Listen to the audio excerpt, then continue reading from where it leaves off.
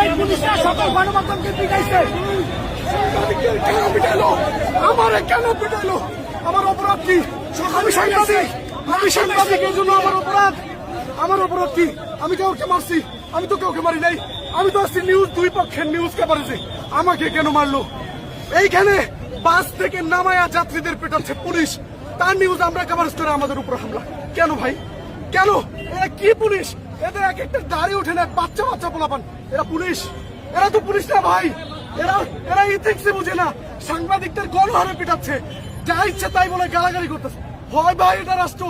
বাংলাদেশ তো এমন চাই নাই 5 আগস্টের পরে। আমরা এমন হইল কেন? আজ ডিসি মাসুদকে যখন প্রশ্ন করেছিলাম যে আপনি আজকের এই হামলার ব্যাপারে কি বলছেন, পুলিশ বুট দিয়ে লাঠি মারছে, আমাদের পরিচয় দেওয়ার পরে ওনারা মারছে। পুলিশ বুট দিয়ে লাঠি মারছে।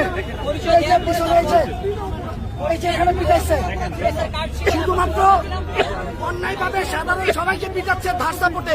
সেই সত্য তুলে ধরার কারণে পুলিশ সকল গণমাধ্যমের উপর চড়া হয়েছে। তার যথেষ্ট প্রমাণ রয়েছে। ঊর্ধ্বতন কর্মকর্তা যারা আছে তাদেরকে বলা হয়েছে যে কেন গণমাধ্যমের উপর হাত হচ্ছে।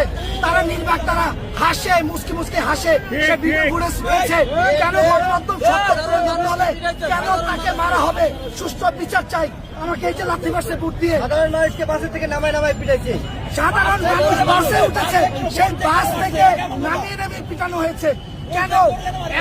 এমন রাষ্ট্র কি আমরা কখনো চেয়েছি যে পুলিশের কাছেও কেউ নিরাপত্তা? ওনাদের কাছে এই আইডি কার্ডের কোনো দাম